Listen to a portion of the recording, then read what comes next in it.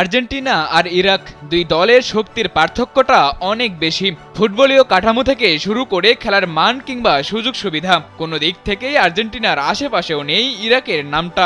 তবুও অলিম্পিকে আলবি সেলেস্তেদের খানিকটা ভুগিয়েছে ইরাক। প্যারিস অলিম্পিকে এশিয়ার দেশ ইরাককে ৩-১ গোলে হারিয়ে টুর্নামেন্টে টিকে রইল আর্জেন্টিনা। চলমান আসরে টিকে থাকতে হলে এই ম্যাচে জয়ের বিকল্প ছিল না আলবি সেলেস্তেদের সামনে। ফ্রান্সের রোদ ঝলসানো দিনে আর্জেন্টিনার শুরুটাও ছিল দুর্দান্ত। শুরু থেকেই আকাশি সাদাদের আধিপত্য ছিল চোখে পড়ার মতোই। ১০ মিনিটেই বক্সের খানিকটা বাইরে ফ্রিকিক থেকে গোল পেতে পারতেন থিয়াগো আলমাদা। ফ্রিকিকটি ছিল নিখুঁত, কিন্তু ইরাকি গোলরক্ষক হোসেইন হাসান ছিলেন দুর্দান্ত। নগদের কাছে সব গ্রাহকই প্রিয়, তাই তো সারা দেশে ক্যাশ আউট চার্জ সবচেয়ে কম। ঝাঁপিয়ে পড়ে বল গ্রিপে নেন, যদিও মিনিট ৩ পর এই আলমাদাই নাম তোলেন স্কোরশিটে। প্রথমার্ধে বলার মতো খুব একটা জোরালো আক্রমণ কেউই করতে পারেনি। এশিয়ান দেশটি অবশ্য বারবারই হুমকির কারণ হয়েছে। শক্তিমত্তার দিক থেকে অনেকটা এগিয়ে তারা, সেটারই সুযোগ নিয়েছে ভালোভাবে। এরিয়াল বলে নিজেদের উচ্চতার সুযোগ নিতে চেয়েছে বারবার। বেশ কয়েকবারই ক্রস থেকে ভয় ছড়িয়ে দিয়েছিল দলটি।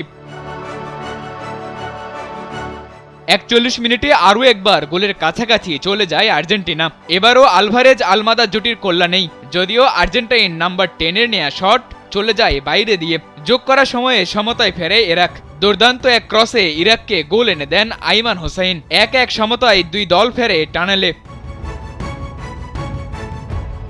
দ্বিতীয়ার্ধে ম্যাচের লাগাম পুরোপুরি নিজেদের হাতে নিয়ে নেয় হাভিয়ার মাসচেরানোর শিষ্যরা। একের পর এক আক্রমণে ব্যস্ত রাখেন ইরাকি গোলরক্ষক হোসেইন হাসানকে।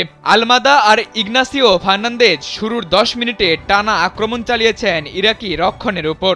৬০ মিনিটে মাসচেরানো দলে আনেন ৩ বদল। এখানেই ঘুরে যায় ম্যাচের ভাগ্য। ৬০ মিনিটে বদলি নামা কেভিন জেনন বক্সে ফেলেছেন মাপা ক্রস, আর তাতে মাথা ছুঁয়ে গোল করেন। একই সময়ে বদলি হিসেবে মাঠে নামা লুসিয়ানো গুন্দো। বদলি নামার ২ মিনিটের মাঝে আর্জেন্টিনাকে এগিয়ে দেন এই দুই তরুণ। গুন্দো ও জেননের সংযুক্তি আর্জেন্টিনাকে ম্যাচের নিয়ন্ত্রণে এগিয়ে দিয়েছে অনেকটাই।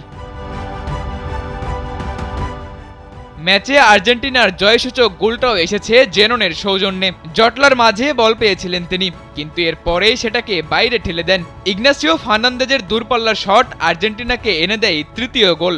এই জয়ের পর নিশ্চিতভাবেই অলিম্পিকে নিজেদের টিকিয়ে রেখেছে আলবি সেলেস্তেরা। সাদাতুর রাফি, কালবেলা।